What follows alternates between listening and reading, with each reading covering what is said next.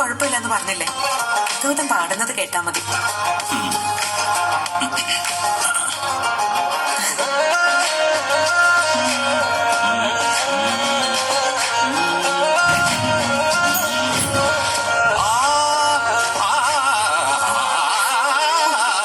അയ്യോ,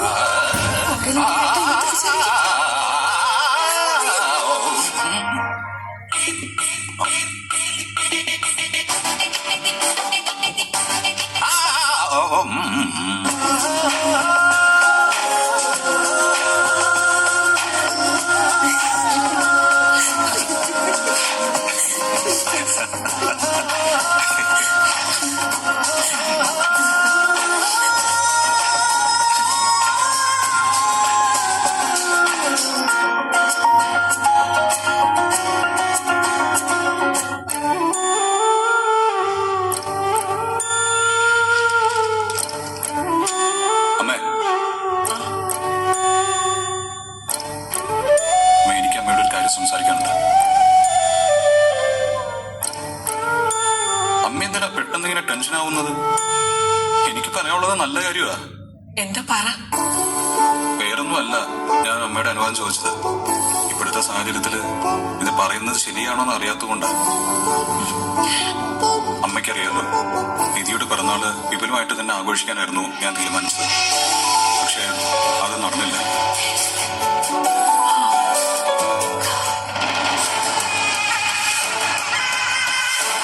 മുടങ്ങിയ നിധിയുടെ പിറന്നാളാഘോഷം ഇന്ന് നടത്തിയാലോ എന്നൊരാലോചന. ഓ, അപ്പൊ മഹാറാണിയുടെ പിറന്നാള് വീണ്ടും ആർഭാടത്തോടെ ആഘോഷിക്കാനുള്ള പരിപാടിയായിരിക്കും അല്ലേ? അമ്മ, എനിക്കറിയേണ്ടത് അമ്മയുടെ മറുപടിയാ.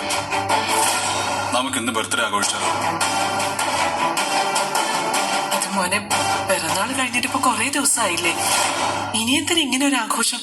അത് സാരമല്ലമ്മേ, നിധി ഒരുപാട് ആഗ്രഹിച്ചല്ലേ, നമുക്കതന്നെ നടത്തിയേക്കാന്നേ. ഉടുത്തൊരുങ്ങി കേക്കൊക്കെ മുറിച്ച് തുള്ളിച്ചാടാതെ ഇരുന്നിട്ട് നമുക്കൊരു മനസമാധാനവും കിട്ടുന്നില്ല എന്ന് തോന്നുന്നു, അല്ലടാ? നിങ്ങൾ നിങ്ങളെ പാടുമൊക്കെ പോയി എന്തിനാ ആവശ്യമില്ലാത്തടത്തെല്ലാം കൂടി തലയിടുന്നത്? ഇത് വലിയ ന്യൂസൻസ് ആണ് കേട്ടോ. അമ്മേ, പാർട്ടി ഹാളിലും ഗസ്റ്റുകളൊന്നുമില്ല. ഇവിടെ ഈ ഹോളിൽ വെച്ചൊരു കേക്ക് കട്ട് ചെയ്യുന്നു. പിന്നെ അമ്മയുടെ കൈ കൊണ്ട് എന്തെങ്കിലും ഒരു വെറൈറ്റി ഭക്ഷണവും ഉണ്ടാക്കുന്നു. അത്രേ ഉള്ളൂ. അത് വേണ്ടെന്നാണ് അമ്മ പറയുന്നെങ്കിൽ ഞാനത് വേണ്ടെന്ന് വെച്ചേക്കാം. അതിനിപ്പോ എന്താ കുഴപ്പം? ഭക്ഷണമൊക്കെ ഞാൻ ഉണ്ടാക്കിക്കൊള്ളാം. നീ കേക്കിന്റെ ഏർപ്പാട് ചെയ്യ. എങ്കിൽ ഞാനിപ്പോ തന്നെ പോയി കേക്ക് വാങ്ങിക്കൊണ്ടുവരാം.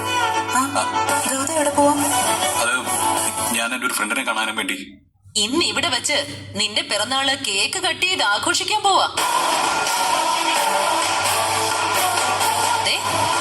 ഏട്ടത്തി നിന്റെ പിറന്നാൾ ആഘോഷത്തിന് വേണ്ടി പ്രത്യേകം ഫുഡൊക്കെ ഒരുക്കുന്നുണ്ട്.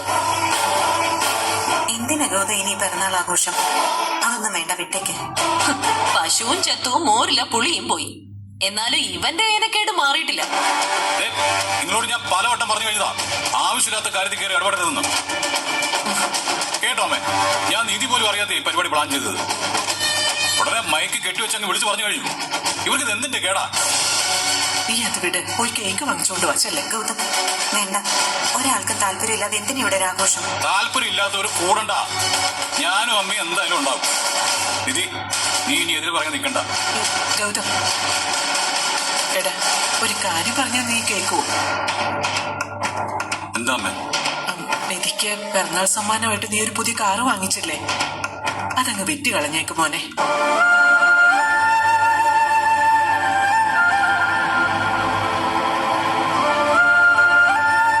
ഞാനിത് പറഞ്ഞത് വേറൊന്നും കൊണ്ടല്ല, ആ കാറ് വാങ്ങിയപ്പോ മുതല് അപശകനങ്ങളാണല്ലോ.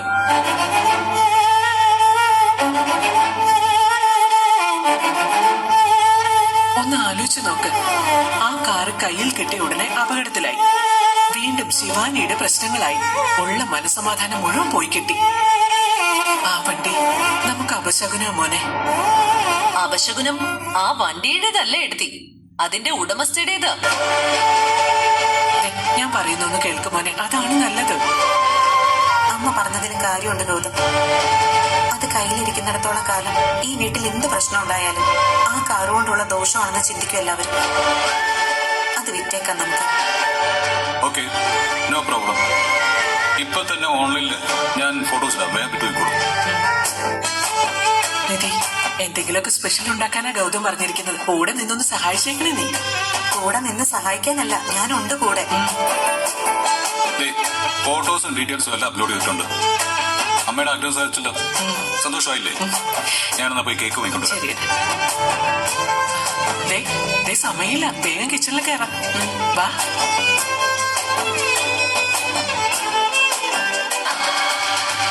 അമ്മായിയമ്മയും മരുമോളും വീണ്ടും ഒന്നിക്കുവാണല്ലോ. ഇതിങ്ങനെ വിട്ടാ ശരിയാവില്ല.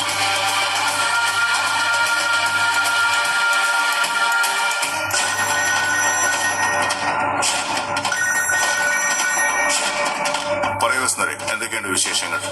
ഓ, വളരെ നല്ല വിശേഷങ്ങളാണല്ലോ ഈശ്വരമംഗലത്ത് അരങ്ങേറുന്നത്. ഇവിടെ സ്ഥിരതാമസം ആക്കുന്നതിന് വേണ്ടി ശിവാനി ഈശ്വരമംഗലത്തേക്ക് വന്നിരുന്നു. എന്നിട്ട് എന്തായി? അവൾ അവിടെ കയറി പൊറുതി ആരംഭിച്ചോ? അത് നടക്കില്ലല്ലോ CKC. പ്രണവും ഏട്ടത്തിയൊക്കെ ചേർന്ന് അതിഗംഭീരമായിട്ട് തന്നെ ശിവാനിയെ വീണ്ടും ഇറക്കി വിട്ടു. അതിബുദ്ധിയുടെ ഫലമാണത്. അവൾക്ക് അങ്ങനെ തന്നെ വേണം. നിധിയുടെ പിറന്നാളിന് അവളെ തീർത്തു തരാന്ന് പറഞ്ഞ് എന്റെ ആൾക്കാരെ മുഴുവൻ അവൾ സപ്പോർട്ടിന് കൊണ്ടുപോയിട്ട് ഒടുവിൽ എന്നെ പച്ചയ്ക്ക് പറ്റിച്ചവളാ ശിവാനി. അവൾ എന്നെ കൂടെ നിന്ന് ചതിച്ചു, വിശ്വാസവഞ്ചന കാണിച്ചു. പാലം കടക്കൂടം നാരായണെന്ന് പറഞ്ഞിട്ട് പാലം കടന്നപ്പോ സ്വന്തം കാര്യസാധ്യത്തിന് വേണ്ടി അവൾ നിധിയെ സപ്പോർട്ട് ചെയ്തു. ക്ഷമിക്കില്ല ഞാൻ. ഇനി ഞാനും അവളുമായിട്ട് ഒരു ബന്ധവുമില്ല. അത് ഞാൻ തീരുമാനിച്ച. ഞാനിപ്പോ വിളിച്ചത് ശിവാനിയുടെ കാര്യം പറയാനല്ല, നിധിയുടെ കാര്യം പറയാനാ. അന്ന് മുടങ്ങിപ്പോയ നിധിയുടെ പിറന്നാള് ഈശ്വരമംഗലത്ത് വെച്ച് കേക്ക് കട്ട് ചെയ്ത് സദ്യ ഒരുക്കി ആഘോഷിക്കാനാ ഗൗതമിന്റെ ഏടത്തിയുടെ ഒക്കെ തീരുമാനം. എത്രയൊക്കെ ചവിട്ടി ഒതുക്കാൻ തീരുമാനിച്ചാലും ഫീനിക്സ് പക്ഷിയെ പോലെ പറന്നുയരുകയാണ് അവള്. അവളുടെ അധികാര പരിധി ഈശ്വരമംഗലം വീട് വിട്ട് ഇനി ഈശ്വരമംഗലം ഗ്രൂപ്പ് ഓഫ് കമ്പനീസിലേക്കും പരക്കും. പിന്നെ CKC എന്ന ബിസിനസ്മാന്റെ അസ്തമനത്തിന്റെ തുടക്കമായിരിക്കും അത്. സത്യം പറയാലോ CKC, എനിക്കിപ്പോ ഒരു പേടി തോന്നി തുടങ്ങിയിട്ടുണ്ട്. വിജയങ്ങൾ മാത്രം രുചിച്ച് ശീലിച്ച എനിക്കിപ്പോ തിരിച്ചടികളാണ്. ഇതിനിടയില് മരുഭൂമിയിലെ മഴ പോലെ കിട്ടിയ ഏക ആശ്വാസം പിറന്നാൾ സമ്മാനമായി നിധിക്ക് കൊടുക്കാൻ ഗൗതം വാങ്ങിയ ആ കാറ് വിൽക്കാൻ തീരുമാനിച്ചു എന്നുള്ളതാണ്. കാറ് വിൽക്കാൻ തീരുമാനിച്ചു? ആ കാറാണല്ലോ ശിവാനിയെ ഇടിച്ചത്. ഏട്ടത്തി അത് ഒരു അപശകുനമാണെന്ന് പറഞ്ഞപ്പോ ഗൗതം അത് വിൽക്കാനായി ഓൺലൈനിൽ പരസ്യം കൊടുത്തിട്ടുണ്ട്. ആ കാർ വിൽക്കാനായി ഓൺലൈനിൽ പരസ്യം കൊടുത്തോ? അതെ, അത് ഒരാശ്വാസമാണെന്ന് ഞാൻ പറഞ്ഞേ ഉള്ളൂ. പക്ഷേ ഇവിടെ ഗൗതമും നിധിയും ഏട്ടത്തിയും ഒക്കെ വീണ്ടും പഴയ സന്തോഷത്തിലേക്ക് മടങ്ങി വരിക. ഞാൻ പിന്നെ വിളിക്കാവേ, ഒരു അത്യാവശ്യ കാര്യമുണ്ട്.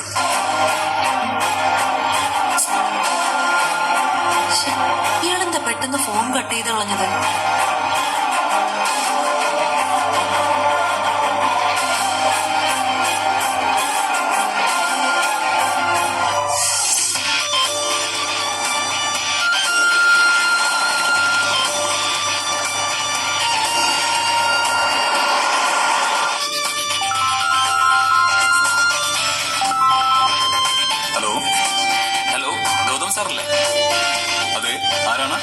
നമസ്കാരം സാർ, ഞാൻ പ്രകാശ് ചന്ദ്രൻ. ഒരു കാറ് വിൽക്കാനുണ്ടെന്ന് പറഞ്ഞ് ഓൺലൈനിൽ ഒരു ആഡ് കണ്ടായിരുന്നു, അങ്ങനെ വിളിച്ചതാ. അത് ഞാനിപ്പോ അങ്ങോട്ട് പോസ്റ്റ് ചെയ്തല്ലേ ഉള്ളൂ. അത് ശരിയാണ് സാർ, ഞാനും അത് ശ്രദ്ധിച്ചു. സാറിന്റെ പോസ്റ്റ് കണ്ട് ഞാൻ വിളിച്ചെന്നേ ഉള്ളൂ. എനിക്ക് വണ്ടി ഒന്ന് കാണാൻ പറ്റൂ സാർ? എപ്പോഴത്തേക്ക് വരാൻ പറ്റും നിങ്ങൾക്ക്? എപ്പോ വേണമെങ്കിലും ഞാൻ വരാൻ തയ്യാറാണ് സാർ. ഇപ്പോഴെങ്കിൽ ഇപ്പോ. അയ്യോ, ഇന്ന് നടക്കില്ല. ഇന്ന് എനിക്ക് കുറച്ച് തിരക്കുകളുണ്ട്. ഒരു കാര്യം ചെയ്യാം, നാളെ പോന്നോളൂ. അപ്പൊ വണ്ടി കാണുകയും ചെയ്യാം. ഞാനിന്നൊരു ബർത്ത്ഡേ ഫംഗ്ഷന് വേണ്ടിയിട്ട് കേക്ക് വാങ്ങാൻ വേണ്ടി ഇറങ്ങിയതാ. സോറി സാർ, എനിക്ക് എത്രയും പെട്ടെന്ന് ആ വണ്ടി വാങ്ങിയിരുന്നെങ്കിൽ കുറച്ച് പ്രയോജനങ്ങളുണ്ടായിരുന്നു. അതുകൊണ്ടാ. സാർ എവിടെയാ ഉള്ളതെന്ന് വെച്ചാൽ ഞാൻ അവിടെ വന്ന് കണ്ടോളാം. ഇപ്പൊ സാറിന്റെ കയ്യിൽ ആ വണ്ടി ഉണ്ടോ? ഞാനിപ്പോ ആ വണ്ടിയാണ് ഡ്രൈവ് ചെയ്യുന്നത്. പക്ഷെ എനിക്ക് പെട്ടെന്ന് വീട്ടിലേക്ക് തിരിച്ചു പോകണം. പറഞ്ഞിരുന്നില്ലേ ഒരു ബർത്ത്ഡേ ഫംഗ്ഷൻ ഉണ്ട്. ആയിക്കോട്ടെ, സാർ ഇപ്പൊ എവിടെ ഉണ്ടെന്ന് പറഞ്ഞാൽ ഞാൻ അങ്ങോട്ട് വരാം. ഞാനിപ്പോ സ്റ്റേഡിയം റോഡിലേക്ക് വന്നോണ്ടിരിക്കുക. ആഹാ, ഞാനിപ്പോ ആ സ്റ്റേഡിയം റോഡിലോട്ട് അങ്ങോട്ട് വന്നോണ്ടിരിക്കുക. സാറ് കറക്റ്റ് ഇപ്പൊ എവിടെ എത്തി? ഞാൻ ആ ഗണപതി അമ്പലം ഉണ്ടല്ലോ അവിടെ പാസ് ചെയ്തു. ആണോ? സാറപ്പ എന്റെ അടുത്ത് എത്താറായി. ഒരു കാര്യം ചെയ്യാം, ഞാൻ ലെഫ്റ്റ് സൈഡിൽ ഒരു ഡയറി ഡെവലപ്മെന്റ് ഓഫീസ് ഉണ്ടല്ലോ, അതിന്റെ മുന്നിൽ നിൽക്കാം. സാറിന്റെ വണ്ടിയുടെ ഫോട്ടോ ഞാൻ കണ്ടതല്ലേ. സാർ എത്താറാവുമ്പോ ഞാൻ കൈ കാണിച്ചോളാം. ആ ഓക്കെ, അത് മതി. Thank you.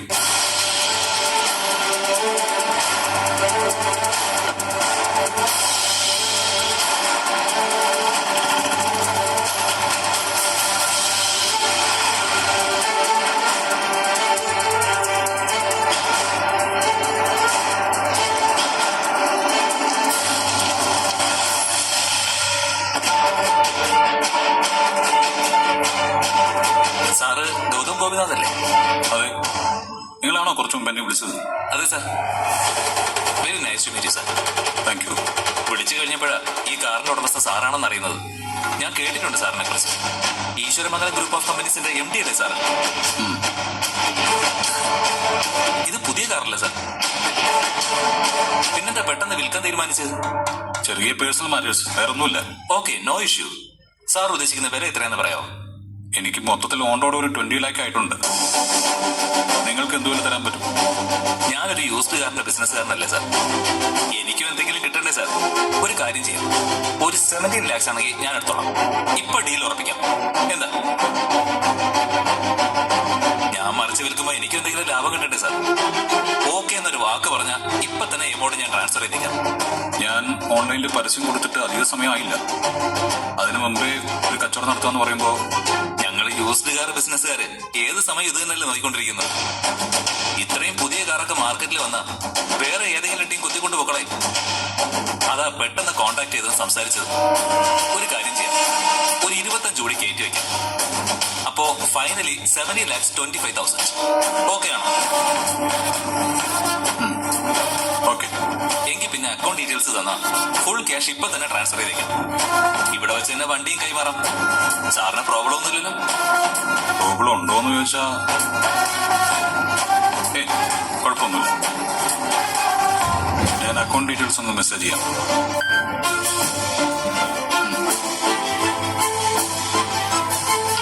Sir cash transfer ആയിട്ടുണ്ട്.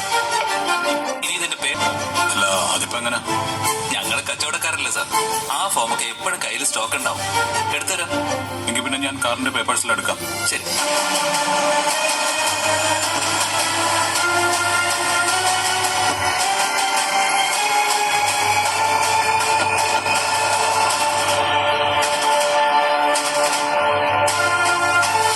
ഇതിലൊന്ന് സൈൻ ചെയ്തോളൂ.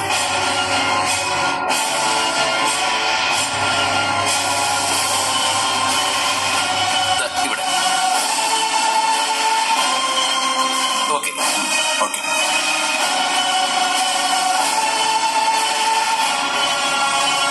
എത്ര പെട്ടെന്ന് ഇത് വിട്ടുപോകുന്നു ഞാൻ കരുതിയില്ല. ഡോക്യുമെന്റ്സും ചാവിയും. Thank you sir. സാറിന് എവിടേക്കാ പോകണമെന്ന് വെച്ചാൽ ഞാൻ ഡ്രോപ്പ് ചെയ്യാം. വേണ്ട വേണ്ട, ഞാനൊരു ഓട്ടോ എടുത്ത് പോയിക്കോളാം. ആ ശരി സാർ. ശരി ശരി എന്നാ. ശരി സാർ, ബൈ.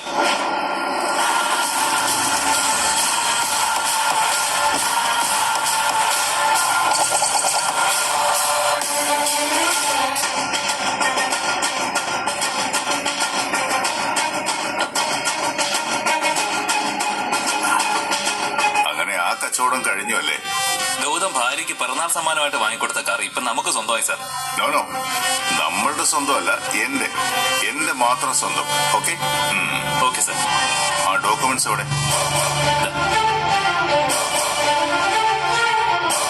കാറ് വിറ്റിട്ട് പകരം ഒരു വലിയ ആപത്താണ് ഗൗതം തലയിൽ കയറ്റി വെച്ചിരിക്കുന്നത്. ഇതിന്റെ ഭവിഷ്യത്ത് നീ അനുഭവിക്കാൻ പോകുന്നതേ ഉള്ളൂ.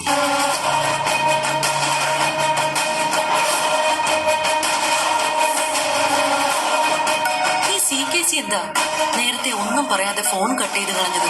എന്തായാലും ഒന്നുകൂടി ഒന്ന് വിളിക്കാം.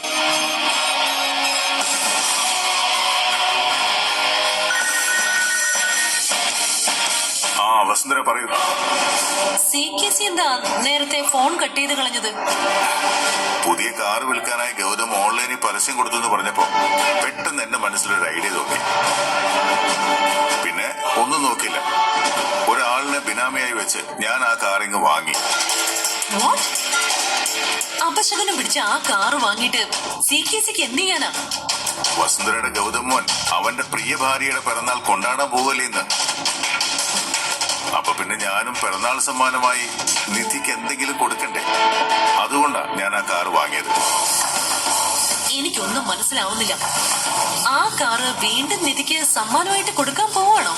അതെന്തിനാ? ഒരു സമ്മാനം, അത് കാറാണോ മറ്റെന്തെങ്കിലും ആണോ എന്നൊന്നും പറയാൻ പറ്റില്ല. എന്തായാലും കൃത്യമായി ബർത്ത്ഡേ ആഘോഷം തുടങ്ങുമ്പോഴേക്കും അതങ്ങ് എത്തും. എന്തായാലും അതെന്നോട് തുറന്നു പറഞ്ഞൂടെ CKC? ആ, ഒന്ന് സമാധാനപ്പെടു വസുന്ധരെ. നിധി പിറന്നാൾ കേക്കിലേക്ക് കത്തി വെക്കുമ്പോഴേക്കും എന്റെ സമ്മാനം അവിടെ എത്തിയിരിക്കും.